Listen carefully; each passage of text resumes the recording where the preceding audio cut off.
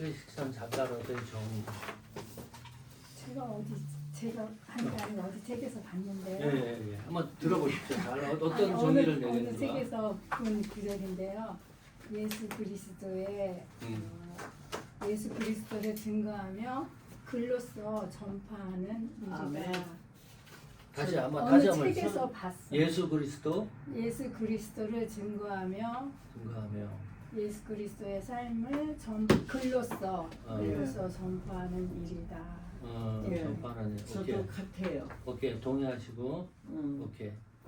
자, 또 이거 굉장히 중요합니다. 왜냐하면 예. 우리는 크리스찬 작가고 시를 쓰고 그걸 하는 그러니까 문서 성경하는 마음으로 정체성이 분명해야 되니까 예. 나는 크리스찬 작가는 이런 예. 나는 정의를 내린다. 네, 또 그리고 다윗이 예. 그 복음을 복음을 표현하는 표현하는 예. 그런 언어지기. 언어지기. 와, 이거 완전 시네. 한편의 시. 또 다 말씀하셔야 돼, 한 번씩. 어떤 답이 나오는지. 아니 지금 전도사님은 뭐라고 그러셨지? 길이 답이신 길이 답이신 답 그리고 이름. 다윗인 복음을 표현하는 언어지기. 맞아요. 네. 이제 영적이 시는 저는 말씀을 토대로 해가지고 이제 복음 한 문장으로 딱 해보십시오. 네. 복음과 영적이고 은혜스러운 글을 써서 그게 시나 뭐 스피를 통해서 이렇게 전달하는 거라 그러나 뭐 나누는 거라 그러나 복음의 영적인 글, 영적이고 작품, 뭐 은혜스러운 예술이든지 그걸 써서 나누는 것도 거의 한번 저도 마찬가지예요. 예. 예수님을 이렇게 예수님은 지금도 살아계셔서 일하시는 분이시다 하는 거를 글로써 나누는 거죠. 주님이 살아계시고 일하시는 거를 일하시는 것을 그걸 전하는 거. 이거 또 그다음 안 하신 분 엔지 전사님 하셨나? 지금 집사님. 어렵네요. 보여주신 만큼 깨달은 은혜를 언어로서 흘려보내는 거. 하나, 둘, 셋, 넷, 다섯. 거의 다 답이 나왔네요. 예수 그리스도를 증거하며 주님의 삶을 전파하는 거. 이거 아주 중요한 얘기를 했습니다. 조금 이따가 좀 나눠야 되는 거고요. 길이 답이신 복음을 표현하는 언어지기. 그 다음에 복음의 영적인 글을 써서 전달하고 나누는 거. 주님이 살아계시고 일하시는 것을 전하는 거. 보여주신 만큼, 그렇죠? 깨달은 은혜를 흘려보내는 거. 누가? 이제 글 쓰는 우리가 이 일을 해야 된다는 거죠. 그게 이제 크리스찬 작가라는 거죠. 그러니까 나는 시인으로서 예수 그리스도를 증거하며 주님의 삶을 전파하는 일을 작가의 소명이라고 생각한다. 삶, 복음, 글, 은혜. 여기에 나온 이 정의에 대해서 그것은 작가라고 하는 것이 작가가 하는 일이니까 그게 내가 하는 일이에요. 그렇죠? 내가 하는 겁니다. 복수가 아니고 단순히 내가 이제 시인이면 시인, 수필가면 수필가로서 내가 이 일을 하는 거예요. 그렇죠? 내가 굉장히 중요한데 여기서 나는 어떤 내가 되어야 되는 거죠? 나는 어떤 존재여야 되는 거예요? 존재론적으로. 그렇다면 내가 기독교인으로서 기독교인으로서 그게 이제 굉장히 자녀로서 네, 그렇지. 사모님이 굉장히 중요한 말을 했습니다. 여기에 주어는 성도입니다. 예. 성도. 하나님께 구속받은 성도가 이 일을 하는 거예요. 그러니까 크리스천 작가의 정체성은 구속받은 성도라는 것이 굉장히 중요합니다. 구속받지 않고서도 얼마든지 크리스천 그 작가의 흉내를 낼 수가 있고 또 복음을 가지고 얼마든지 활용해서 작품을 만들 수가 있거든요. 전제가 나는 필연적으로 구속받은 성도이어야 된다. 이걸 이제 종합해 보면 이런 결론에 이르게 되는 거예요. 예수 그리스도를 믿음으로 믿는 성도로서 구속받은 성도죠. 그것이 성경의 세계관을 기초로 해서 삶이 글이 되고 글이 삶이 되는 행위의 작업이 크리스천 작가라고 하는 의미입니다. 이게 굉장히 중요해요. 삶이 글이 되고 글이 삶이 되는 거. 그러니까 삶과 글이 일치되어야 된다. 삶과 글이 일치 안 되는 경우가 너무 많아요. 그렇죠, 작가로서. 우리 에피포드가 이제 31주년이에요, 올해가. 31주년. 그러니까 에피포드만 가지고 얘기를 해보면요. 30년 동안 얼마나 많은 작가들이 나왔겠어요. 그러는 가운데 나락에 가는 작가들이 있습니다. 나락에 가는 작가들은 삶과 글이 같지가 않아. 글은 잘 씁니다. 근데 삶을 보면 엉터리예요. 이런 글들은 절대로 사람들한테 특히 설득력이 없다.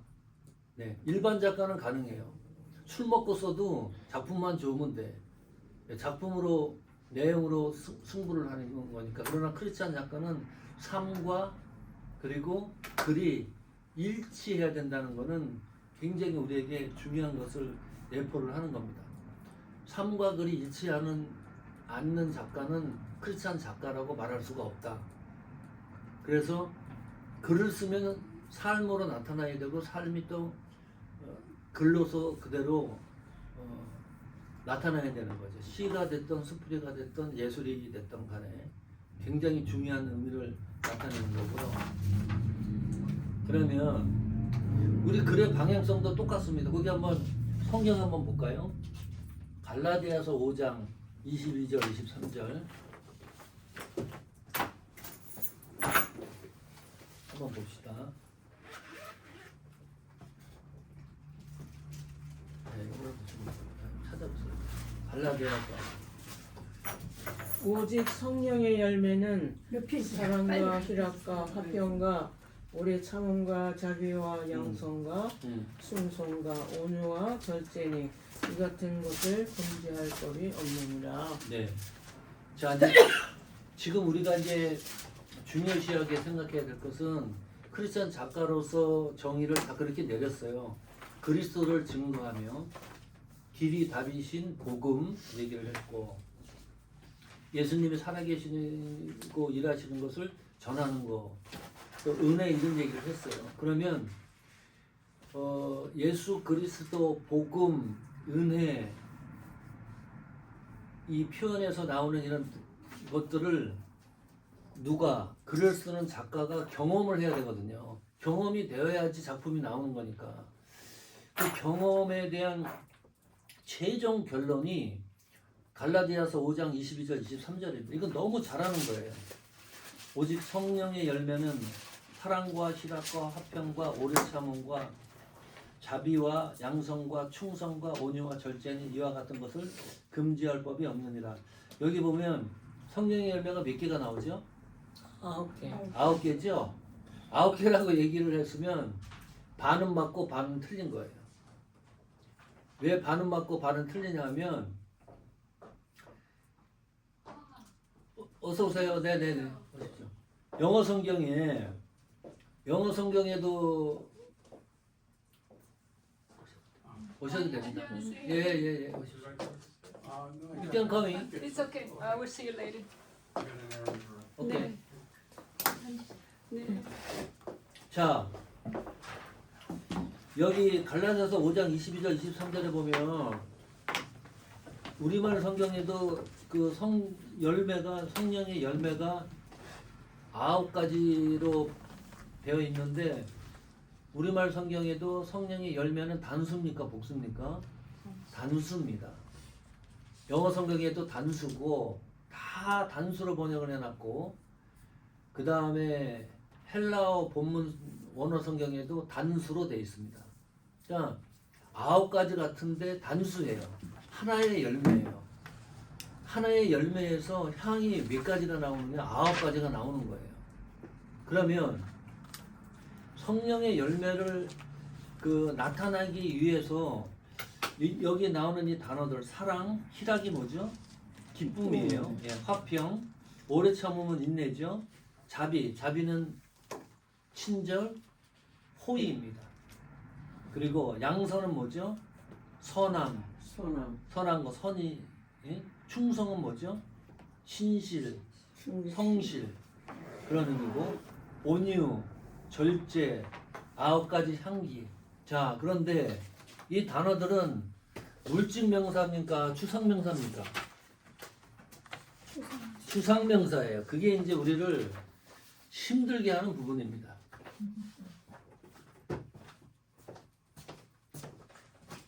여기 한 잔씩 오시면 회장을 갖고 계셔야 돼요.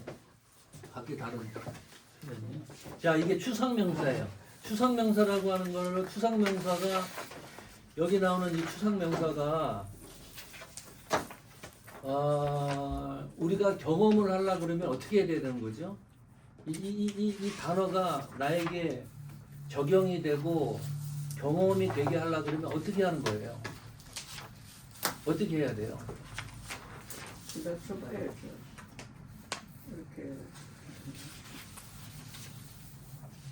성령이 임하셔야 될 거예요. 성령이 임해야 된다. 네. 네, 제가 스스로 우리는 육신이기 때문에 이게 힘들고 성령 하나님이 내 안에 임하셨어요. 네네네. 그거를 이제 종교정령으로 다 얘기했는데 간단하게 얘기를 합니다. 여기 성령의 열매예요. 그러니까 인간이 이 열매를 의지적으로 스스로 이런 열매를 맺힐 수가 없는 거예요. 이 주어가 성령인데 내 열매가 아니고 성령의 열매입니다. 그렇죠? 내가 죽도록 해봐야 안 돼. 안 되는 거예요. 기쁨, 화평, 뭐 참는 것도 포함이 되고 자비. 왜냐하면 이 열매 자체가 내 열매가 아니고 인간의 열매가 아니고 성령의 열매이기 때문에 그렇다. 그러면 이거를 맺으라는 거거든. 맺으라고 하는 것은 성도에게 성령의 열매를 맺을 수 있도록 만들어 간다는 거예요. 누가? 하나님이. 나를 부르신 하나님이. 그러면 이거를 어떻게 내가 이것을 열매를 맺게 하는 거죠? 연습을 해야 돼. 제가 설교 시간에 우리 교회에서 끊임없이 얘기를 하는 겁니다. 죽을 때까지 연습을 해야 돼요. 이 말씀을. 사랑하는 거 한두 번 갖고 안 됩니다. 기뻐하는 거 안 돼요. 네. 인내하는 것도요, 어느 정도 것이지 너무 힘들어요. 친절 베풀고 호의 베푸는 거 안 되는 거거든요. 그러면 이것이 성령의 열매가 내 속에서 빛을 발하려고 한다 그러면 연습을 신하게 해야 돼요. 우리가 이제 약한 부분이 여기에 있거든요. 그래서 자, 연습하는 방법에 대해서 성경도 이렇게 얘기합니다. 신명기 6장 6절부터 9절 한번 보십시오. 6절부터 9절. 네, 신명기 6장 6절부터 9절. 그래, 지금 제가 이제 얘기를 이렇게 하면 무슨 생각을 하셔야 되냐면 내가 글 쓰는 방향을 어디에 맞춰서 글을 써야 되는지가 이제 그 직감이 올 거예요. 느낌이 올 거예요. 나는 이런 부분에서 중심으로 글을 써야 된다는 게 이제 감이 잡힐 거예요. 신명기 6장 6절부터 9절 뭐라고 써 있습니까? 연습하는 방법에 대해서 이렇게 기록이 되어 있습니다. 한번 읽어주세요. 오늘 내가 내 명하는 이 말씀을 너는 마음에 새기고 내 자녀에게 부지런히 가르치며 집에 앉았을 때든지 길을 갈 때든지 누워 있을 때든지 일어날 때든지 이 말씀을 강론할 것이며 네. 너는 또 그것을 내 손목에 매어 기호로 삼으며 내 미간에 붙여 표로 삼고 또 네. 내 집의 문설주와 바깥문에 기록할지니라. 이게 무슨 뜻인가요? 하나님의 말씀을. 네? 하나님의 말씀을 뭐 어떻게 하라는 거예요 지금 우리한테 지금 요구하는 게. 그렇죠. 하나님의 말씀을 지금 성령의 열매 이것이 신앙인이 최종적으로 결론을 맺는 삶의 지향점 목적점입니다. 우리 삶이 뭐냐, 크리스찬의 삶이 뭐냐 그렇게 얘기했을 때 성령의 열매를 얘기하셔야 돼요. 내 삶은 여기에 나오는 9가지 향기의 삶이어야 된다. 이게 삶의 지향점이거든요. 그거를 하나님이 만들어 가신다는 거고, 그렇다 그러면 우리는 뭘 해야 되느냐. 지금 신명기 6장 6절에서 9절 말씀은 하나님의 말씀을 여기는 피해갈 데가 없어. 가슴에 새기는 겁니다. 화석이 될 정도로. 하나님의 말씀을 마음에 새기고 뭐 여기 손목에 기호 표로 삼고 그리고 또 가르치고 강론하고 집에 들어갈 때 문설주에 써 있고 표를 붙여놓고 이렇게 하라는 거니까요. 하나님의 말씀을 가슴에 새길 수 있을 만큼 하나님의 말씀을 계속해서 끊임없이 암송을 하던 이 말씀이 어떤 상황이 벌어졌을 때 튕겨 나와야 돼요. 날 툭 건들면 그 말씀이 뚝 튕겨 나와야 돼요. 튕겨 나온다는 게 행위로 그게 나와야 된다는 거죠. 그 정도로 연습하라는 겁니다. 그래서 단순하지 않습니다. 그렇게 연습하는 게 신명기 6장 9절이라고요? 신명기 6장이 하나님의 말씀을 새기라는 거. 이게 첫 번째 거. 6절이죠? 네네. 신명기 6장 6절부터 9절. 하나님의 말씀을 새기는 게. 명하는 이 말씀을 너는 마음에 새기고. 예, 하나님의 말씀을 새기는 것이 우선이고, 그래서 그 새기는 것이 어떤 상황이라든지 나한테 상황이 벌어졌을 때 새긴 그 말씀이 경험에 의해서 삶으로 튕겨 나와야 될 정도로 연습을 해야 되는 거예요. 그걸 얘기하는 겁니다. 그래도 이래도 못 알아들어 우리가. 이래도 못 알아들으니까 그 신약성경에 뭐라고 얘기합니까? 마태복음 5장이라든지 그런데 마태복음 그런 거 들어보셨죠? 예? 마태복음 5장 또 종종 있어요. 원수를 사랑하라. 뭐 또 오른밤 맞으면 왼밤을 또 맞아봐라. 오리를 갈라 그러면 시비를 같이 가져라. 그런 얘기 성경에 많이 나오잖아요. 이거는 실제적으로 눈이 실족하면 빼버려라. 아주 실제적인 겁니다. 못 알아들으니까 실제적으로 성경이 얘기를 해놓는 거예요.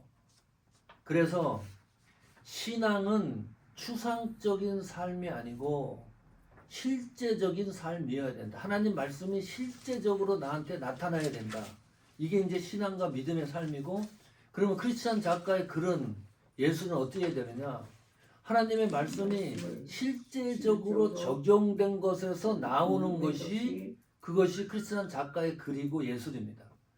이것이 성립이 안 되면 아무리 글을 잘 쓰고요, 아무리 그 맵시가 난다 그래도 설득력이 떨어지고 사람들한테 감동을 줄 수가 없어요.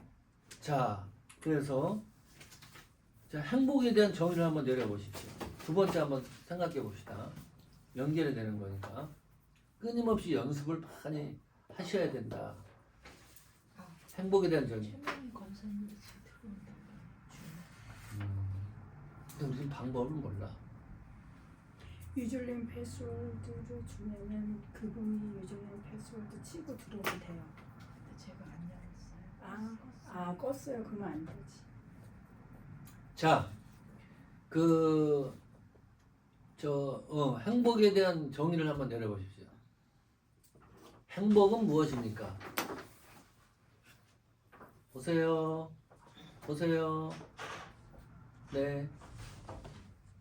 그 규현 형제 3장씩. 네, 오케이.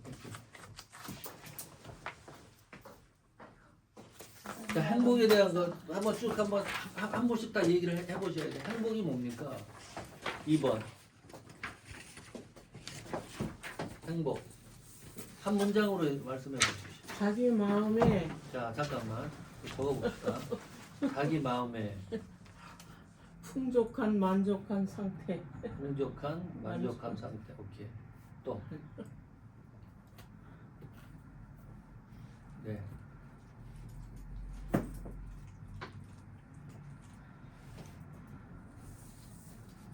사랑하는 사람과 사랑하는 사람과 함께 누리는 것.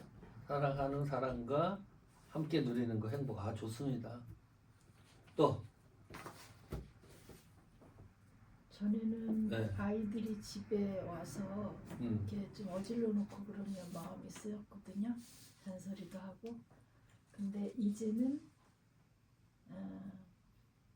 그 아이들을 그 부족하고 어질른 것을 보면서도 이 아이들 안에 있는 주님이 보는 그대로 완전하게 보는 거예요. 그러니까 어질러 놓은 속에 나도 같이 뒹굴면서 행복합니다. 오케이. 행복은 나는 성령 충만할 때 행복해. 성령 충만할 때. 또. 행복은 하나님이 자기를 드러내어 영광 받으시려고 하실 때 참 행복하더라고요. 하나님이 자기를 쓰시는 것, 하나님이 나를 나를 네. 통해서 네. 영광 받으시기를 기뻐하시는 것을 딱 왔을 때 정말 행복하더라고요. 예. 또. 저는 전에는 뭔가 그 가치 추구 내가 그러니까 목표한 것을 이루었을 때 행복하다고 생각했는데요. 예. 요즘은 제가 작은 거에 감사할 때 예. 그때 행복한 것 같아요. 예. 작은 거에 감사할 때. 네. 이렇게 또 다 하셨나? 우리 이카라 행복에 대해서 얘기하고 있습니다. 행복이 뭔지 자기가 정의하면 되는 건데. 저는 제가 생각했던 어떤 것을 딱 이루어냈을 때 끝냈을 어떤 때. 것을 이뤄냈을 때? 네. 그래서 완성된 것을 볼 때. 예, 이뤄냈을 때. 완성된 걸 봤을 때.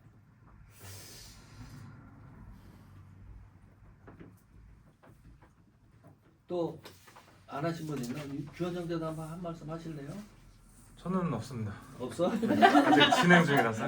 오케이. 네, 진행 중이라서 제 나이 오케이. 제 나이 말께는 얘기할 수 없을 것 같아요. 오케이. 네. 하나, 둘, 셋, 넷, 다. 네. 맞아? 어, 응. 아, 주인사 안 했나? 네. 오케이. 하나님께서 반드시 저의 원래 모습대로 그 안에서 자유할 때. 원래 모습대로 자유할 때. 자, 이제 여러분 지금까지 얘기한 거 공통점을 찾으셔야 돼요. 이게 어떤 공통점이 있는지. 자기 마음에 풍족하고 만족한 상태를 난 행복이라 생각한다. 사랑하는 사람과 함께 누리는 것. 아이들이 잔소리하고 어지럽히지만 예수님이 보는 시선으로 완전하게 뭐라 그래? 완전한 모습으로 보면서 같이 행복할 수 있다고요. 그러니까 상대의 부족과 약점을 보는 게 아니고 예, 그 부정자. 존재의 그 소중함을 보면서 행복해요. 그래서 제가 아까 이제 그러니까 크리스천 그 비유도 그렇지만 저는 제 개인에 대한 제가 어떠한 것을 이루어진 걸 봤을 때 행복함을 느끼는데 이제 아이들이 그 저 행복해하는 걸 볼 때 나도 같이 행복해지는 그런 걸 봐요. 예. 하나님이 보호하시고 지키시고 동행하시는 것을 분명히 느낄 때 참 행복해요. 모든 걸 개입하시고. 자, 뭐 이 정도는 충분합니다. 그다음 성령이 충만할 때, 나를 통해 영광 받으시길 기뻐할 때, 목표한 것을 이룰 때, 작은 것을 감사할 때, 어떤 것을 이루어졌을 때, 완성된 걸 보았을 때, 하나님께서 반드시 원래 모습대로 자유할 때, 또 하나님과 동행하고 함께한 것을 느낄 때, 공통점이 뭔가요? 야, 이 공통점이 내 안에 뭐죠? 예수가 있을 때와 어. 없을 때 같아요. 공통점이 예수가 있을 때와 예수님이 하나님이 동행하고. 동행할 때 같아요. 하나님과 동행, 예수가 있을 때 없을 때. 행복은 추상적이에요. 이렇게 그렇지. 아가페 사랑이 여기 나온 거는 지금 이제 잘 보셔야 돼. 어, 내용이 몽땅 추상적이다. 이게 이제 그 추상적이. 이게 이제 글 쓰는 사람들의 최고의 약점입니다. 사람들이 감동을 받는 글은 추상적이면 안 돼요. 추상적인 거는 논문을 쓰든지 무슨 이론을 네. 서면은 되는 건데요. 그것도 골치가 아프지. 예. 절대로 추상적이면 안 된다. 이거를 우리 그 작가들이 너무나 놓칩니다. 예를 들면 여기 이제 어떤 것이 이루어졌을 때 행복이라 느껴졌을 때 했을 때는 하나의 신뢰가 있어야 돼요. 내가 무슨 일을 했을 때 나는 이렇게 행복했다. 이런 거를 얘기를 해야 돼요. 제가 오래전에 요시마스 고조 일본 시인인데 세종문화회관에서 그 작가 민족문학 작가의 신경진 선생님 살아계실 때죠. 그때 이제 초청을 받아서 같이 그걸 신앙송하는 걸 봤는데 신앙송을 하랬더니 이 양반 나와가지고 자기 시를 행위로만 얘기를 해요. 난 깜짝 놀래. 나 그런 거를 본 일이 없어요. 시인이 자기 시를 갖다가 낭송하는 걸 봤어도 자기 시를 그 뭐라 그러지? 이게 말 표현도 안 하고 판토마에 뭐 그걸로만 자기 시를 손짓 발짓으로만 얘기를 해. 그래서 우리가 작가들이 그때 이제 충격을 그때 굉장히 받은 게 뭐냐면 특히 이제 기독교 작가들은 굉장히 추상적입니다. 시를 봐도 너무나 추상적이야. 그런 거 다 지금 이제 느끼실 거예요. 자, 이게 추상적이라는 거를 좀 더 좀 확인을 시켜보면 이런 거예요. 그럼 사실적으로 써야 된다. 예, 사실 그러니까 그래서 내가 아까 그 초반에 그런 얘기했어요. 크리스찬과 정의고 작가의 글의 방향성은 어떻게 해야 된다는 걸 얘기를 했어요. 끊임없이 하나님의 말씀을 가슴에 새기고 그것이 현실화돼야 돼. 내가 경험이 안 되면 안 돼요. 살아가라고 했으면 사랑에 대한 경험이 나한테 있어야 돼. 그게 글로 나와야 되는 거예요. 아니 엉뚱한 거 쓰려고 그러지 마시고 그 말씀이 내 속에서 어떻게 경험된 걸 그걸 갖고 쓰셔야 돼. 그래서 이거 추상적인 생각입니다. 다른 사람들도 그렇게 얘기를 했어요. 이건 제가 특히 문학 강좌할 때 첫 번째로 강의하는 거예요. 다른 데 가서도 꼭 이렇게 강의를 해요. 자, 목사님이 그 행복에 대해 이렇게 얘기를 했습니다. 베푸는 삶에 대한 행복이 있습니다. 이게 왜 추상적인가를 확인해 보세요. 자기 것만 챙긴다면 행복을 느끼기란 참 어렵습니다. 추상적인 겁니다. 실제적인 것 같은데 빵 한 조각이라도 이웃과 나누며 살아간다면 행복에 가까이 있다는 것을 느낄 수 있습니다. 빵 한 조각을 이 목사님이 누군가에게 함께 나눠줬던 일을 썼으면 감동적이 되는 거예요. 그게 일반적인 거죠. 그 다음에 스님, 조계종 포교 원장 도영 스님도 이렇게 얘기를 합니다. 욕구는 채워도 모자란 법입니다. 철학적이고 아주 문체가 뛰어난 것 같죠. 그래서 마음으로 감사한 생각을 갖는 게 중요해요. 만족할 줄 알면 항상 마음이 즐겁죠. 인생의 고통과 즐거움은 마음을 따라 일어납니다. 상대방 입장이 되면 너그러워지고 마음이 풍요롭게 돼 행복해집니다. 무슨 뭐 철학서 있는 것 같기도 하고 그것도 굉장히 추상적인 거죠. 이 장나라 가수가 있어요. 가수는 이렇게 얘기합니다. 주변 모든 게 행복을 만들 수 있죠. 길거리 반짝이는 네온사인을 봐도 요거는 조금 감각적입니다. 즐거운 사람들을 봐도 행복해요. 나이가 많아지는 것도 노을이 예쁘게 지는 것도 열심히 사는 것도 내겐 다 행복입니다. 신경이 쓰이는 것들은 굳이 안 하려고 해요. 좀 추상적이지 않은 범주에 가까워진 것 같은데 그래도 실제적이지는 않다. 구체적으로 된 거 한번 볼까요? 허근 신부님이 얘기했어요. 얼마 전 버스를 타려는데 이게 이제 실제적이라는 거예요. 추상적인 게 아니고 버스를 탔는데 지갑을 두고 나온 걸 그때 알았어. 날은 몹시 추운데 문척 난감했습니다. 그런데 주머니를 샅샅이 뒤져보니 800원이 나오더군요. 버스를 타고도 200원이 남는다는 사실 앞에 너무 감사했고 행복했습니다. 행복이란 아주 작고 평범한 것에 있습니다. 아주 작고 평범한 것을 이 사람은 실제적으로 경험한 걸 얘기를 했습니다. 그렇기 때문에 설득력이 있어요. 우리 글 쓰는 방향이 그래야 된다는 거죠. 그 다음에 107세 최고령자입니다. 그 당시 몸이 약해진 나를 자식처럼 보살펴주는 딸과 함께 지내는 것이 제일 큰 행복이지. 아이들이나 손주들이 내 얼굴을 보듬어주고 뽀뽀해줄 때 나는 너무 행복하다. 이것도 실제적인 겁니다. 추상적인 게 하나도 없어요. 또 신용식 이 사람은 노숙자예요. 행복이란 뭐 대수입니까? 밥 먹고 등 따시게 잘 자는 게 행복이죠. 쪽방이라도 한 군데 얻어 들어가 편히 잠잤으면 좋겠어요. 요즘 너무 추운 밤잠을 설치. 이거는 실감 나는 거예요. 이 사람 그 삶의 입장에서. 그 다음에 포장마차 주인 이명자 59세입니다. 부와 명예가 있다고 행복합니까? 새끼 밥 잘 먹고 가족들 모두 건강하면 큰 걱정거리가 없지요. 큰 욕심 안 부리면 행복하게 것 같아요.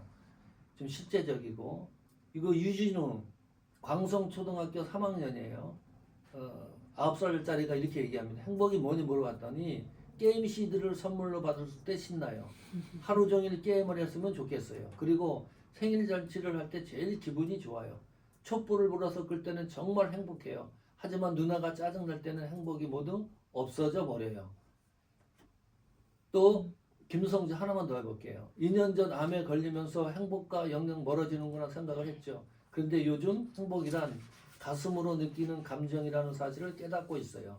인터넷 암사랑 동호회를 운영하면서 초조해하는 많은 암 환자들에게 서로 도우며 투병하자고 용기를 보따다주면 제가 행복해집니다.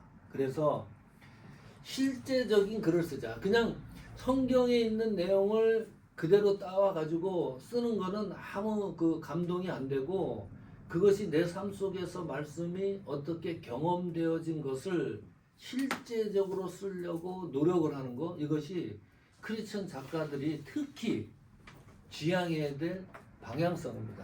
작가로서. 그러니까 삶이 글이 되고 글이 삶이 되는 거죠. 이것이 일치성이 있는 거죠. 이것이 일치성이 없으면 감동이 안 되니까 추상적인 걸로는 감동을 줄 수가 없어요. 하나님 말씀의 나 속에는 구체적으로 적용이 된 것이 나와야 된다. 그것이 우리가 크리스천 작가들이 지향해야 될 목적이기도 합니다. 글의 방향성. 자, 이거 한번 해볼까요? 세 번째 뭐지? 나무. 자, 한 그루 나무가 있다 생각을 하시고 나는 이 나무를 대상으로 글을 쓰려고 한다고 예상을 하십시오. 그러면 어떤 그 그림이 그려지나요? 어떤 주제로 글을 쓰시려고 합니까?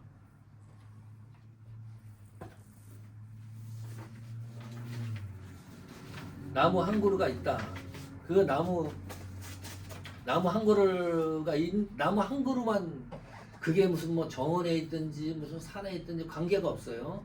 이 나무 한 그루가 있어요. 뿌리 내는 나무입니다. 죽은 나무가 아니고 살아있는 나무인데 이 나무를 가지고 이 나무를 주제로 내가 시를 쓴다 그랬을 때 나는 어떤 방향으로 이 글을 쓸 수 있겠는가 그거를 말씀해 보십시오. 그냥 스치는 대로 그냥 머리에.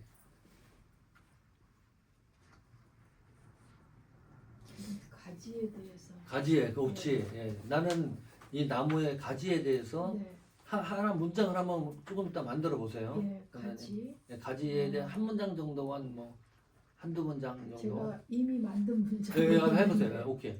예. 가지 너무 애쓰지 마. 너무 애써. 오케이. 너는 이미 나무이니. 오케이. 너무 애쓰지 마. 시가 하나 나오는 거예요. 네. 너무 애쓰지 마. 너는 이미 나무이니. 오케이. 너는 너무 너는 이미 나무이니. 오케이. 이미 나무라고 예. 붙어 오케이. 있습니다. 네. 딱 한 번씩 다 하셔야 돼요. 가지에 풍성한 열매. 그러니까 열매를 보고 그 이제 시를 쓰신다는 거지. 자, 열매 가지에 나무 문장 한번 만들어 보십시오.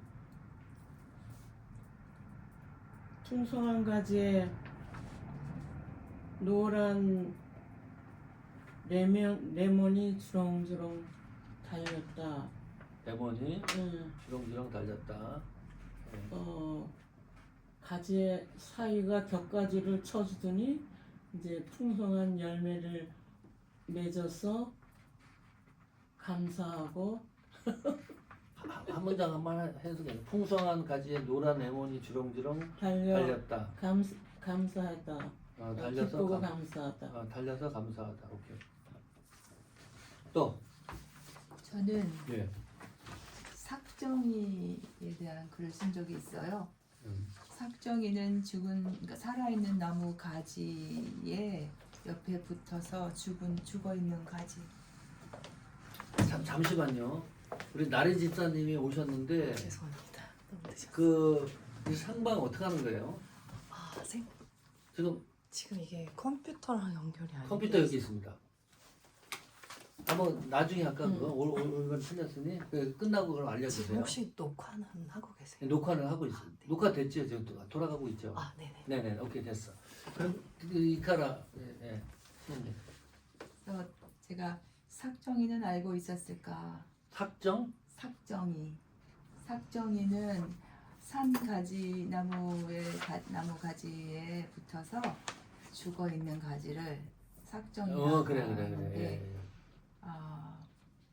그 삭정이의 상태를 내 자신으로 비유해서 살아있는 가지 옆에 붙어 있지만 자기가 죽었다는 사실을 생각이나 했을까라고 했던 글이 있었어요. 예. 저는 그러면 나무가 가지도 자기가 뻗어갈 스페이스가 있으면 마음껏 그만큼 뻗어가는데 제가 그 좁은 그 공간 안에 나무를 심어 보니까 나무도 자기가 뻗어가 가지를 낼 수 없는 공간이 있으면 잘 뻗지 못하고 자라지 못하는 걸 보면서 그러니까 나무 가지조차도 자기의 분수를 안다 뭐 이런 생각을 한 적도 있었어요. 그 한 문장으로 하나만 좀 어떻게 한 문장 하나만 만들어 주세요. 분수를 안다. 뭐라고? 나무도 분수를 안다. 너무 좋잖아. 그냥 한 문장 아까 그 해보세요. 삭정이는 알고 있었을까? 오케이. 살아있는 가지 옆에서 자신은 죽어 있었다는 것을.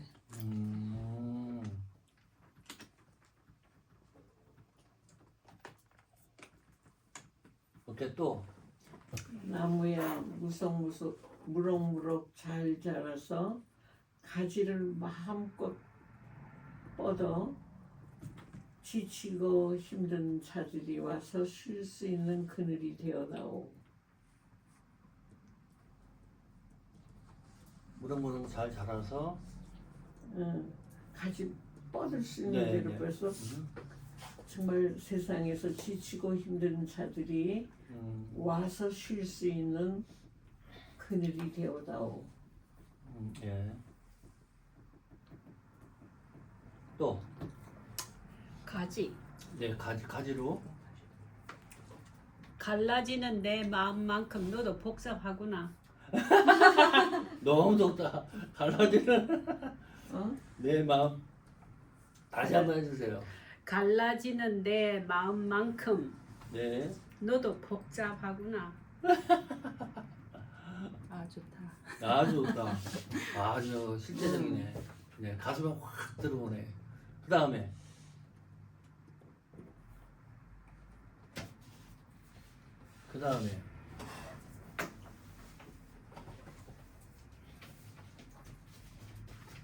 한 번씩 하셔야 됩니다. 그 3장 가져가시면 됩니다. 완전.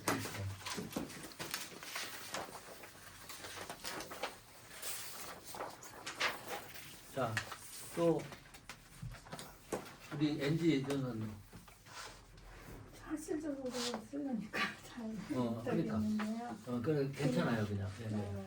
저는 다 느낌적인 거를 음. 생각했는데 오늘 사실적인 걸 배웠어요. 그래서 잘 모르겠는데요. 공원을 거닐며 길게 누워있는 나무를 바라보며 그 위에 올라 뛰어보는데 구름 위를 걷듯 내 마음이 뭉실거린다. 다시 한번 해보세요. 다시. 공원을 거닐 때 공원을 거닐며 네. 길게 누워있는 나무를 바라보며 이렇게 누워 있는 실제로 봤어요. 이렇게 그거. 나무를 네, 바라보면 네. 그 위에 올라 뛰어보는데 구름 위를 걷듯 내 마음이 뭉실거린다.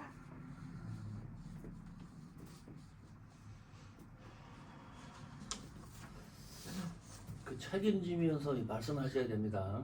그러면 아니 더 진짜 많이 제가 여기 가야 올라갔어요. 나무 되게 나무가 정말로 이제 조금 이렇게 있다가 같이 정리해 보면 깜짝 놀랄 일이 일어나요. 이게 구름 위에 뭐 나무가 바라보면 그 위에 뛰어노는데 네. 구름이 걷는 이거 실제로 걷는 제가 것처럼? 했어요. 네, 걷는 것처럼 구름이 걷는 것처럼 내 마음이 이렇게 즐거웠어요. 네. 이렇게 어린애가 된 것처럼요. 네네네. 네. 오케이. 네. 떨어지면 위험한데 오케이.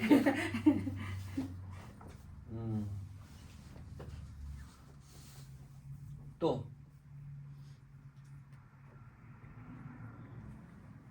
저기 안 하신 것 같은데. 다 했어요, 선생님. 아 진짜요? 나래 집사님도 한마디 해야 됩니다. 아, 나무에 그 대해서 말. 시 한 줄 쓰는 겁니다. 좀 생각할 시간 좀. 오케이. 지영 집사님 한 가지씩 다 해야 돼. 어려워요. 너무 어려워? 네. 시가 단순하지가 않지. 네. 쉬우면 뭐 네. 잘하고 계세요. 자, 저는 뿌리에 뿌리에 대해서 오케이. 그러니까 상상력이 지금 가지 뭐 열매에 대해서 그렇죠? 또 가지가 많네 근데 또 뿌리에 대해서 이건 처음입니다. 네. 땅속 깊이 뿌리 내리고 두 손 들어 찬양하는 너는 나무이구나.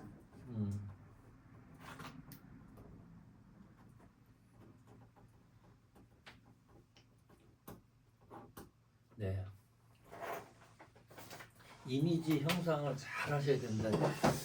글이 맛깔스럽게 나오려고 그러면 이미지 형상을 잘 해서 쓰셔야 됩니다. 자, 또 다 했죠 이제? 우리 나리 집사님 안에서 조금 더 생각할 시간 드릴까요? 그러면 안 돼요. 아니 뭐 금방 나와서. 오케이, 네, 오케이. 나무야, 너는 눕고 싶었던 적이 있을까? 와, 그 뭘 보고 그런 거예요? 맨날 서 있으니까. 네. 아, 서 있으니까. 힘들어 보여. 그러니까. 제가 누운 오. 나무 봤어요. 매일 서 있으니까 이게 좀 발전됐네, 그렇죠?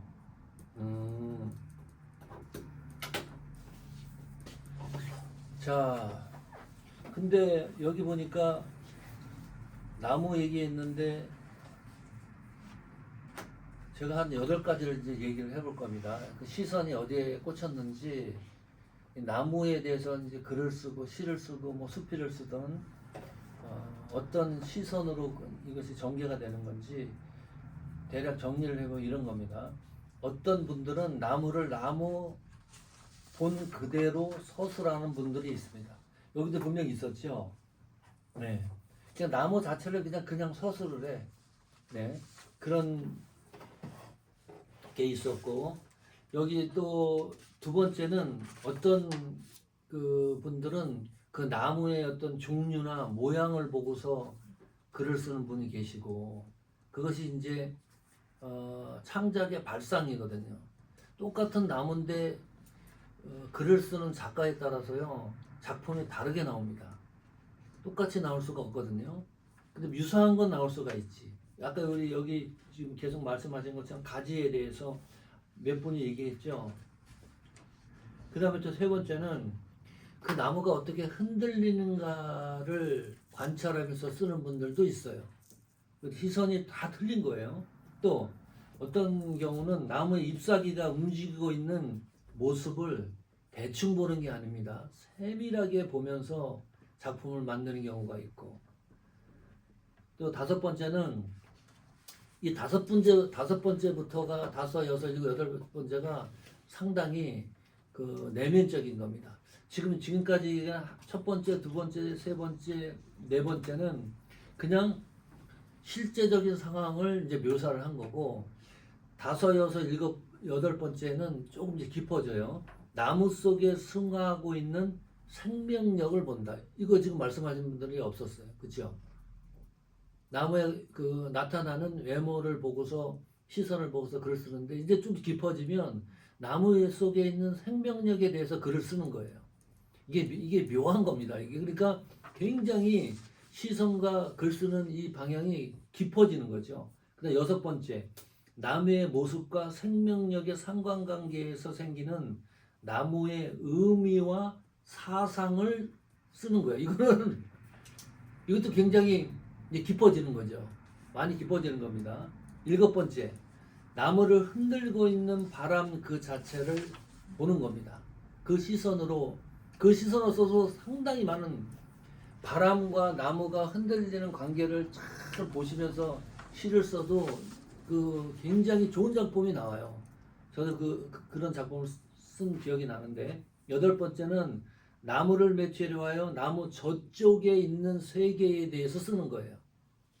이거는 크리스천 작가들이 이 여덟 번째 단계까지 가야 될 어떤 지향점이기도 합니다. 그냥 나무만 단순히 쓰는 게 아니라 그 너머에 있는 하나님 나라에 대해서 연관성에 대해서 쓴다든지, 그것이 어떤 우리 그 은혜와 구원의 관계성에서 쓴다든지 굉장히 어려운 부분이지.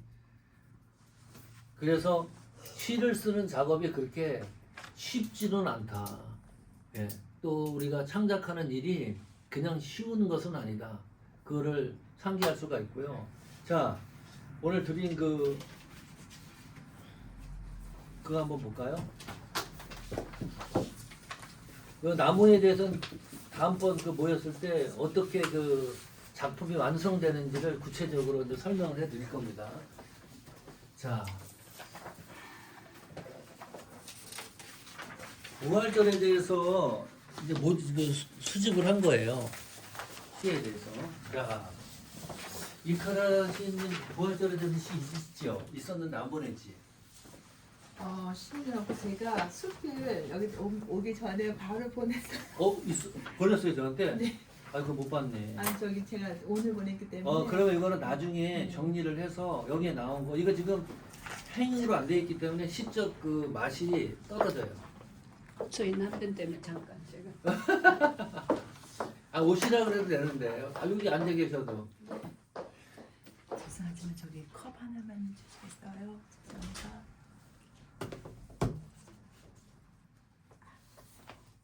지금 임지영 시인님은 부활에 대한 시는 아니고 딱 얘기를 하면 고난 주간에 대한 시, 뭐 그 정도 되겠죠. 목사님 저도 카톡으로 보내드렸어요. 받았어요. 그거는 이제 나중에 제가 요거는 다시 쭉 정리를 해가지고 보내드리겠습니다. 부활에. 자, 이걸 좀 미리 읽어보시라 그랬는데,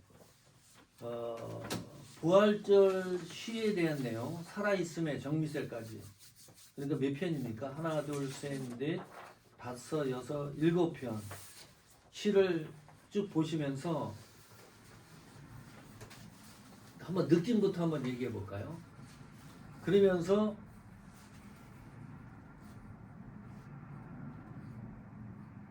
부활에 대한 의미를 한번 생각해 봅시다. 공통점부터 해봅시다. 어떤 공통점이 있습니까?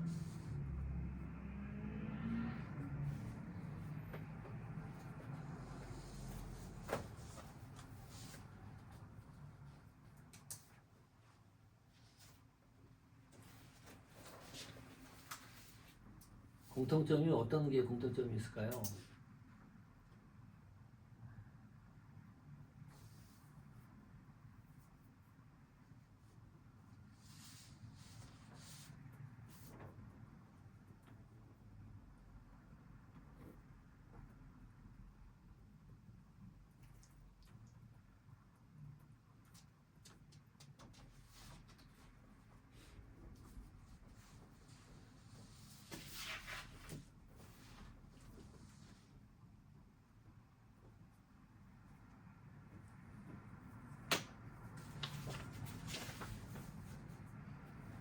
자, 네, 공통점을 얘기하십시오. 생명. 생명? 다시 사신 예수 그리스도 생명. 생명에 대해서? 느꼈어요. 다시. 네. 부활의 공통 이 모든 시의 공통점이요. 부활이? 아니 그 질문이 이 부활에 대한 시에 대한 공통점. 부활에 대한 시니까 다. 네네.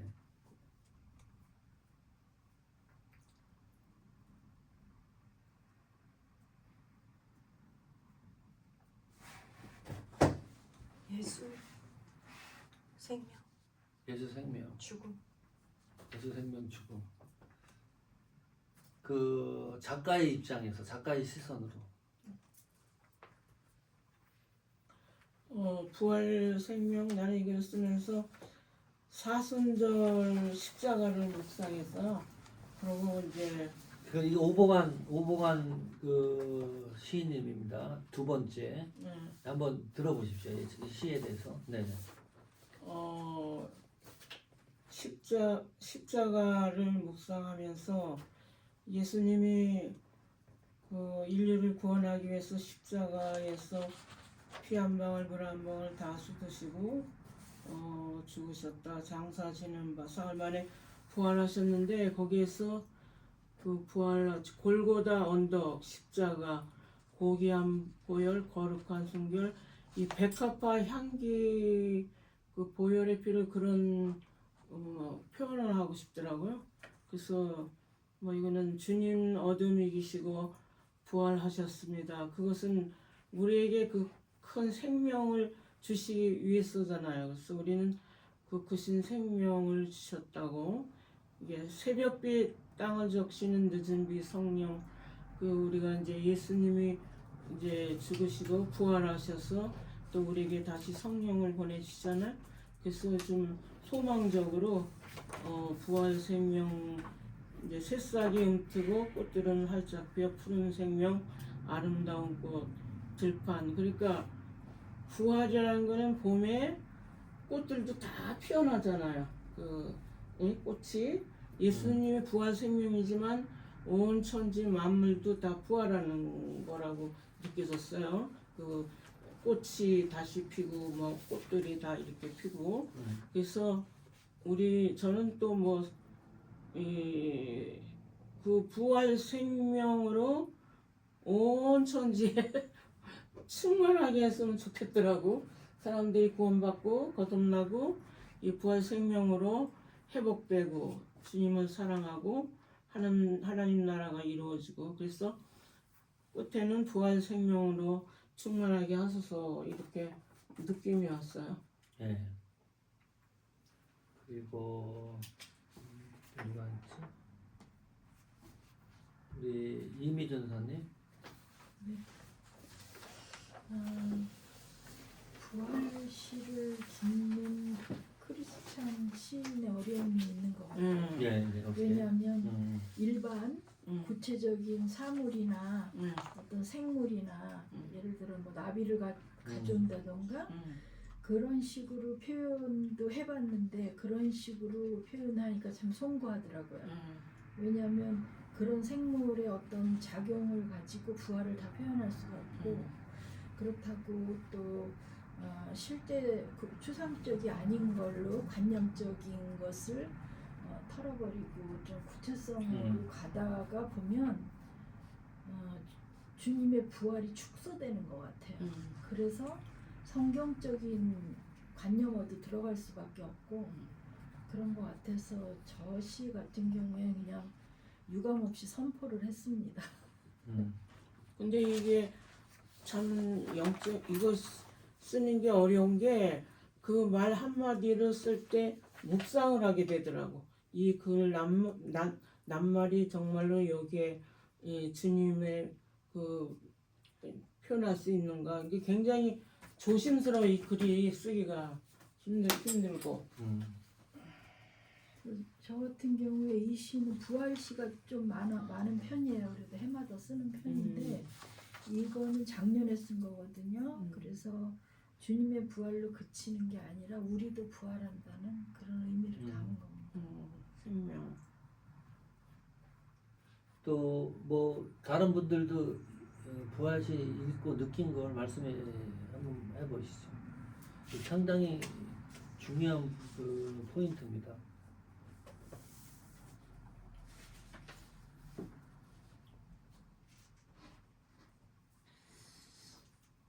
저는 그 시를 쓰려고 보다니까 시가 너무 추상적이 될 것 같았어요. 그래서 하다가 제가 수필을 썼는데 수필에서 예.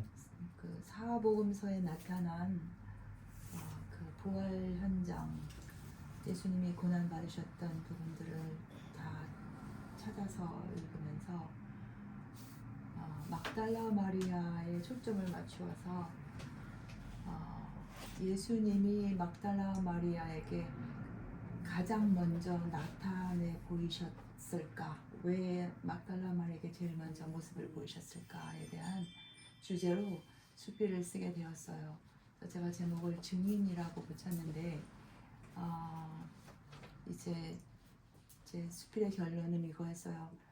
주님 다시 오시겠다고 약속하신 그 주님을 얼굴과 얼굴을 대하보는 증인이 되었으면 좋겠다라고 하는 결론을 냈는데 막달라 마리아에 대한 잘못된 견해가 우리 믿는 이들 사이에서 많이 있었는데 저도 그 중에 하나였고 제가 예전에 그 다른 수필을 간단하게 수필이라기보다는 감상평 같은 것을 썼었는데 그 로댕의 생각하는 사람을 만든 로댕이 마리아 막달라나에 대한 그 상을 만든 게 있었어요.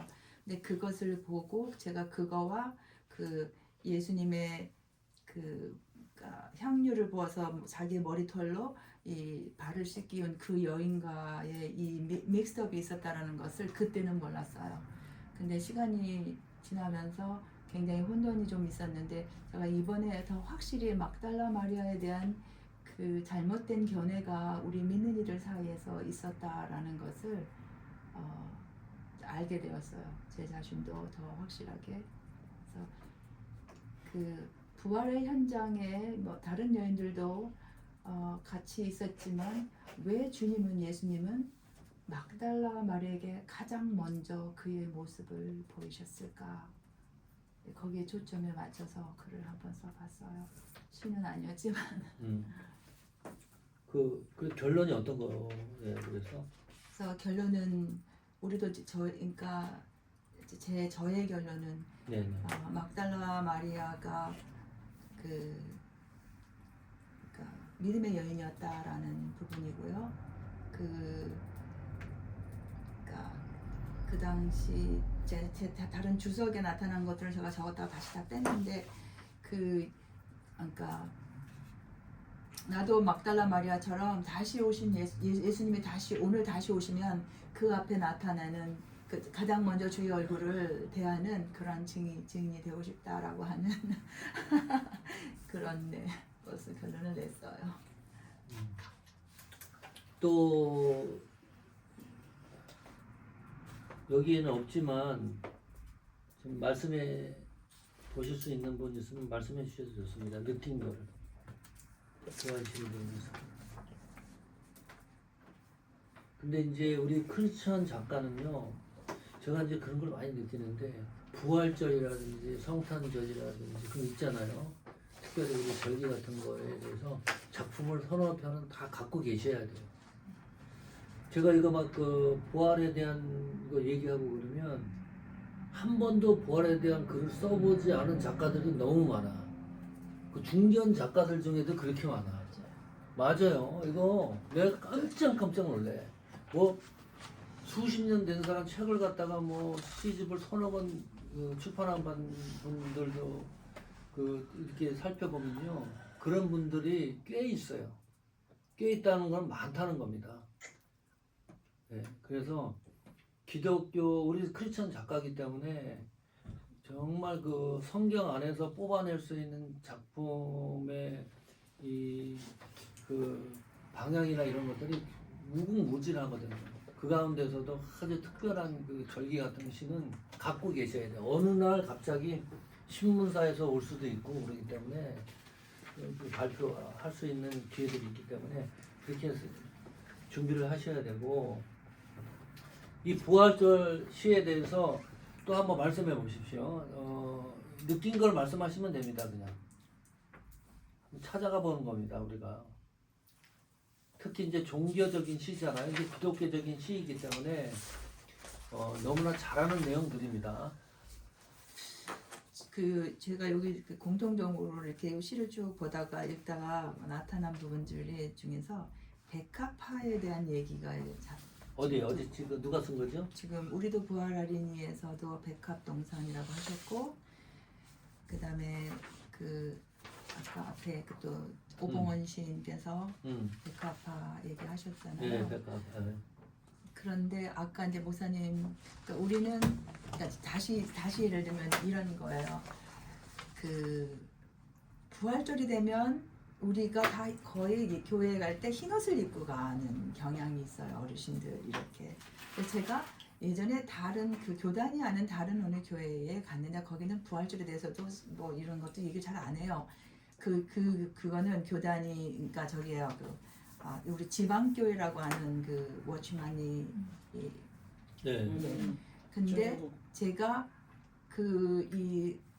저는 이쪽에 그러니까 우리 장로교회, 개신교회 그런 성향이 있으니까 저는 그냥 그걸 그냥 입고 간 거죠. 이렇게. 그랬는데 어떤 자매 하나가 저에게, 자매님 오늘 부활주일이라고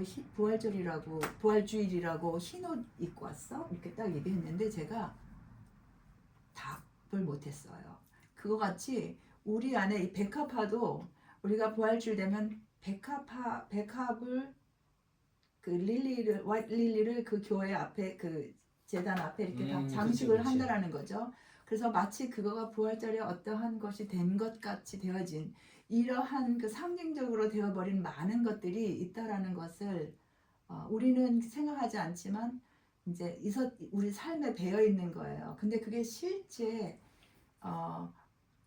제가 이제 요즘 이제 글을 쓰기 시작하면서 깨달아진 거, 그러니까 제가 혼자서 생각하면서 했던 건데, 아까 목사님 말씀하신 것처럼 실제적이어야 되고 그 이미지의 형상화가 굉장히 중요한데, 그러나 우리 안에 기독교 문화라고 하는 어떤 거 안에 나도 모르게 그냥 받아들여지고, 교회는 교회대로 계속 전통을 따라서 해왔던 이런 것들에서 이런 그 예수님의 부활이라든가 예수님의 탄생이라든가 이러한 것에 아주 그 직접적으로 관련되어지지 않은 것들도 너무 많이 있다라는 거죠. 그런 부분들에 대한 인식을 그냥 저 혼자서는 조금 이제 하게 되어서 이런 말들을 이제 이렇게 들을 때, 이렇게 읽을 때 저 개인적으로는 솔직히 추상적이다, 너무 진부하다 이런 생각이 들 때가 솔직히 조금 있습니다. 그런데 저도 여전히 그것을 다 벗어난 건 아니에요. 뭔가 여기서 백합화 향기라고 저는 표현한 거는, 백합은 꽃은 순결이잖아요. 순결. 나는 그거를 좀 표현하고 싶어. 어떤 그거를 뭐 이렇게 전통적으로 내려오는 게 아니라 그 십자가 예수님의 피에 고귀함 그거를 좀 이렇게 표현하려고 그랬더니 글이 떠오르더라고. 그래서 이게 부활시라는 영적인 시 쓰는 게 너무 힘들었어요. 그래서 내가 단어 하나 좀 묵상을 했어요. 아, 이 글이 여기 맞나? 그러나 뭐 이것도 그냥 쓰는 거니까 이렇게 해가지고 좀 부활 생명으로 온 세상이 다시 구원받고 회복되고 충만하게 했으면 좋겠다라는 그런 표현을 하고 싶었어요. 부활이라는 건 다시 사는 거 아니에요. 그럼 사람들에게 생명력을 주고 뭔가 이게 살아나야 되는 거 아니야. 그런데 그걸 표현하기가 너무너무 어려웠어요. 저도 오케이. 네. 저도 얘기해도 돼요? 네네네. 말씀하세요. 네. 아, 오늘 장례 예배가 있었어요. 네, 저희 네. 교회에. 네. 그런데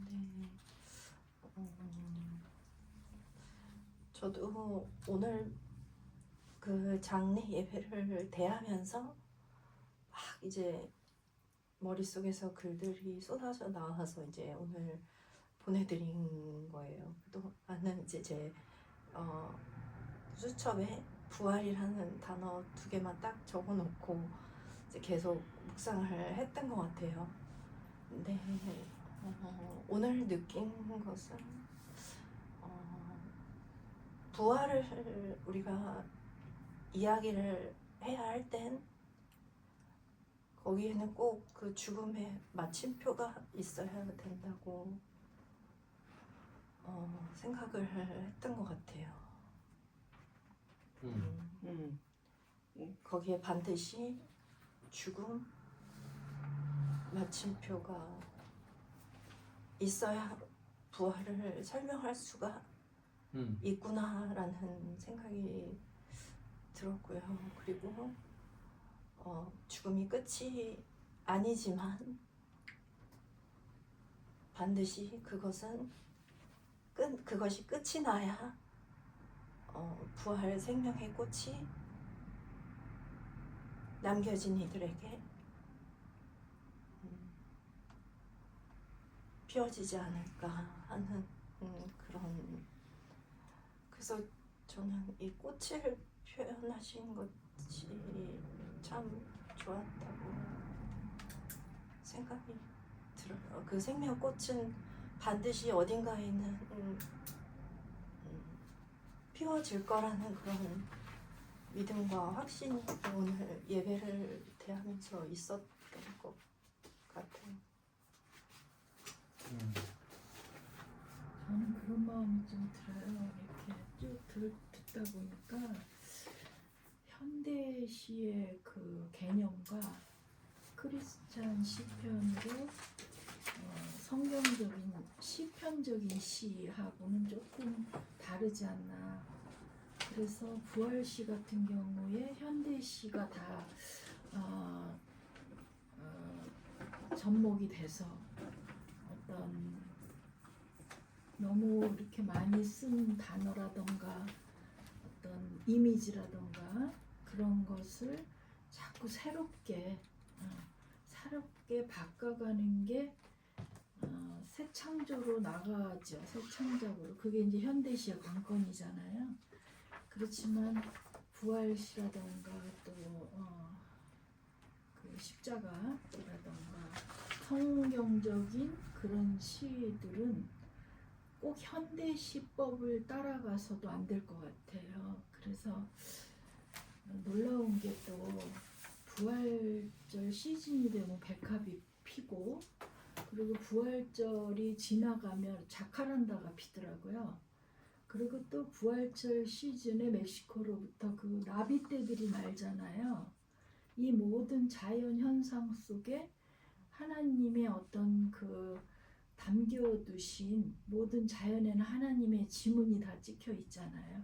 그래서 그렇게 새로운 것만을 현대시가 추구하는 거를 막 맹목적으로 따라갈 것도 아니고 또 사실은 영원한 시는 시편적인 시잖아요. 근데 현대시에서는 굉장히 어법도 촌스럽게 보잖아요. 그렇지만 신약에도 우리가 시편을 이어서 쓰는 그런 마음으로 꼭 현대시를 따라가는 세련됨이 없다 하고 기존에 있는 그런 꽃과 뭐 여러 가지 나비라던가 이런 것 사물을 데리고 오더라도 성경의 본 의미에 부활의 의미에 충실한 게 좋겠다 그런 마음이 드네요. 그 좀 세련됨을 조금 이건 그냥 복음대로 하는 거 그냥 쓰지 여기다 막 뭘 덧붙이고 그러기가 참 힘들게 이게. 그것도 위험하죠. 또 성경적인 시는 위험하죠. 그냥 그렇다면 현대 시는 이 괜찮은데 시를 백 목사님이 막 그거 써가지고 보내라 그래가지고 또 영어로 이렇게 번역을 해야 되잖아요. 그래서 제가 이 시를 써놓고 이걸 보내야 되나 많이 고민을 했어요. 그런데 여기 이제 어떤 원로 목사님이 그분도 글 쓰는 분 영적인 분인데 저기 이제 어디 커피 마시는 데서 몇 사람 모였는데 제가 한번 이거를 읽을 테니까 어떤가 보내도 된다. 한번 이걸 좀 읽어줬더니 그분이 그래도 글 쓰는 분인데 괜찮다고 그래서 이걸 보냈어요. 제가 죄송해요. 아까 진부하다 그래서 이제 조금 제가 무슨 어펜드한 이런 걸 가진 것 같이 그런 건 아니고요. 그러니까 무슨 말인지 알죠. 예, 제가 아까 이인미 전사님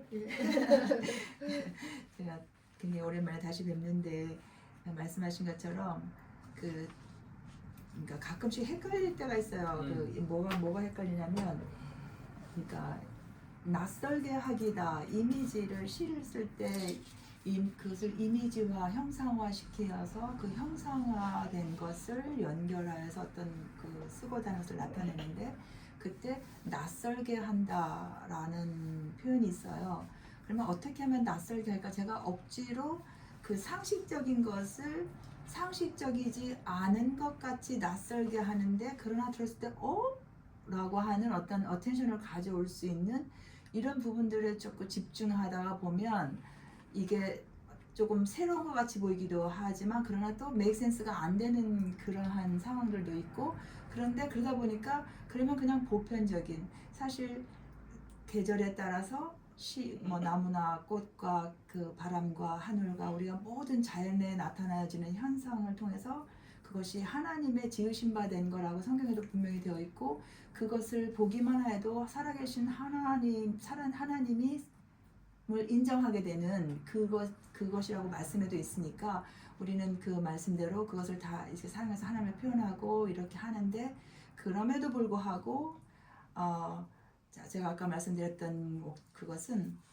우리 안에 그냥 크리스천 문화라고 하는 것에서 그것이 당연시 그냥 그럴 거야 라고 들어왔던 그냥 익숙해진 어떤 것들에서 그것을 그대로 그냥 이렇게 시어나 우리의 이런 어떤 것들을 사용하게 된다라는 거죠. 그래서 이제 그런 부분에 있어서는 저의 입장에서는 저는 이제는 이것이 조금 그러니까 너무 흔하게 보여졌다라는 말씀을 드린 거지 그 사용하신 것을 잘못했다는 건 아닙니다. 아니요, 저는 뭐 이렇게 시를 갖다가 이렇게 너무 복잡하게 생각을 못해. 그냥 이게 글 쓰다 굉장히 제가 단순하고 복잡하게 이렇게 생각을 안 하고 그때 그 영감이라는 게 나한테 팍팍 새벽에 일어나면 어떤 글의 영적인 감각이 떠오르는 게 있어요. 그런데 난 이런 걸 막 이렇게 배워가지고 막 이렇게 글을 못 써. 그냥 그때 성경을 읽고 하나님이 주신 그런 영적 감지를 가지고 아주 복잡하게도 안 쓰고 그냥 그거 주신 대로 이렇게 글을 이렇게 썼거든요. 근데 이 시를 이렇게 복잡하게 이렇게 머리가 지금 굉장히 복잡해져 제가. 근데 저는 시를 뭐 어렵고 뭐 이렇게 쉬운 것도 아니고 어려운 것도 아닌데 그냥 그때 주신 영감대로 이렇게 써 내려갔는데 여기서 여러 가지 그 의견들을 들어보면서 조금 깊은 데로 들어가는 것 같아요. 그래서 또 배울 것은 배우고 깊은 데로 들어가는 게 아니고 복잡하게 시를 쓰라는 것도 아니고 그런 건 아닙니다. 그런 건 아닌데 그 작가로서 또 시인으로서 글을 쓰는 방향성을 얘기를 하고 있는 거거든요. 그러니까 이제 우리가 이제 이 부활에 관한 시 같은 거는 이거는 기독교적인 시잖아요. 100%. 이건 어디 들어갈 틈이 없어요.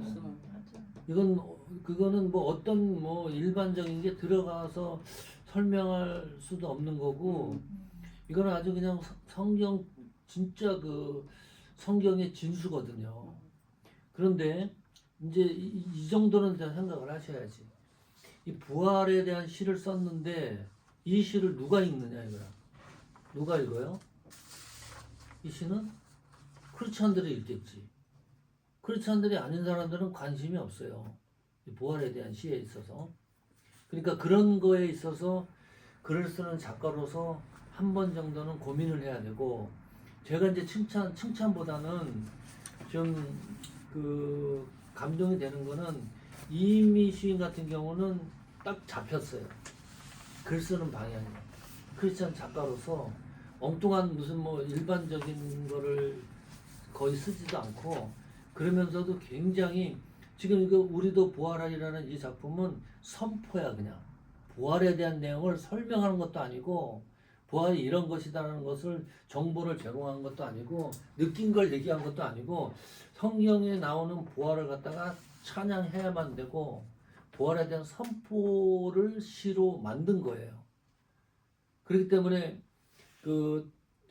이 작품이 주는 감동이 있을 수밖에 없는 거고 그러니까 종교적인 시를 쓰지 말라는 얘기가 아니고 또 하나 우리가 이제 간과해서는 안 될 거는 성경에 기록된 그 성경에 있는 내용 우리는 한 가지 분명히 알아야 될 거는 우리가 아무리 기독교적인 시를 쓴다 그래도 시편을 따라갈 수가 없어요. 근데 이거 솔직하게 인정을 해야 돼. 내 시가 얼마나 거기에 그 뭐 찬양하는 시를 쓰든 무슨 시를 쓰든 간에 시편에 있는 그 시를 따라갈 수가 없다. 그렇기 때문에 종교적 시를 쓴다는 거, 특히 기독교적인 시를 쓴다는 거 그렇게 어려운 거예요. 이게 어려운데 어렵지 않게 생각하는 사람이 너무 많아. 너무 쉽게 생각을 해. 그냥 성경에 있는 언어 그냥 가지고 와갖고 조립하고 얘기하듯이 그렇게 쓰는 작가들이 많이 있어요. 감동도 없어. 감동도 없이. 내가 어떤 충분한 하나님의 은혜 가운데 쓰는 그런 작품도 아니고 그냥 짜집기 형식으로 그런 작품들을 읽어보면 감동을 절대 줄 수가 없어요. 그런 걸 이제 조심하자는 거지. 특히 그 성경에 있는 기독교적인 내용을 쓸 때에는 정말 조심해서 써야 되고요. 그 하나님 말씀을 가지고 쓰는 거잖아요. 그러니까 하나님 성경에 있는 내용을 그냥 너무나 도용을 해. 이거 그 일반 그 저작권법에도 걸리는 거야. 그냥 막 갖다 그냥 막 도용을 해버려. 막 성경에 있는 내용을 막 이렇게 해가지고. 그래 어떨 때 보면 이게 성경인지 자기 말인지도 모를 정도로 막 그렇게도 막 조합을 만들어 버리 그런 부분에 있어서 조심을 해야 된다. 예. 우리 크리스찬 작가가 정말 잘 그 좋은 작품을 쓰는 분들이 나와야 돼요. 이런 작품을 쓰는 읽는 사람들, 크리스찬들이 읽으면서 꼭 우리가 무슨 일반 사람들한테 전도용으로만 글을 쓰는 게 아니고 크리스찬 자체에게 힘도 주고 희망도 주고 소망도 주는 그런 작품도 많이 나와야 되거든. 그럴 때는 더 치열하게 해야 된다. 그런 말씀을 이제 드리고 싶네요. 질문 있는데요, 네네. 목사님. 네. 저는 지금 다 너무 프로페셔널하시고 다 베테랑이신 것 같아요. 사실 어려워요. 너무 어려운데 저는 지금 퍼스트타임이어서 너무 어려운데요. 이거가 이해가 안 가요. 아까 목사님께서 글 쓰는 사람은 절대로 추상적이면 안 된다고 사실적으로 글을 쓰라고 하셨잖아요. 그런데 계속 그러니까 경험 있고 내가 실천한 거 그거를 글로 쓰라고 했는데 또 아까 말씀하시는 거랑 시들을 다 보면은 이게 제가 생각할 때는 추상적인 것 같아요. 왜냐면 이거가 솔직히 사실적이진 않잖아요. 네. 그러니까 이제 내가 경험된 그게 이제 무슨 말인지 알았어요. 예, 그리고 네네네. 나무를 볼 때 네. 그 나무의 시선과 그 관찰의 내면적인 걸로 쓰라고 그랬잖아요. 근데 내면적인 거는 사실적인 거 아니잖아요. 나무 너머에 또 하나님과의 그 하나님 나라의 연관성, 은혜와 구원, 이게 또 사실적인 게 아니잖아요. 그래서 이게 저는 너무 이해가 안 가요. 그러니까 이제 작가가 글을 쓰는 거는 있는 그대로를 쓰는 게 아니고 이미지 작업을 하는 거예요. 그게 또 이제 그렇다고 그게 추상적인 건 아니고 그게 이제 조금 어려운 거지. 그런 부분이 있는 그대로를 쓰는 거는 그건 누구나 다 할 수 있는 거거든.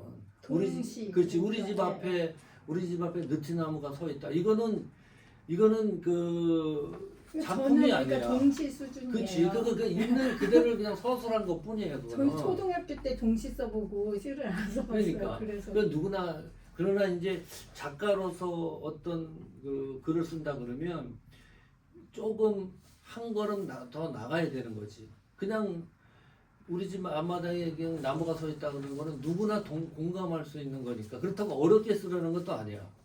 어렵게 쓰라는 것도 아니야. 어렵게 쓰지 않는다는 것이 더 어려워 사실은.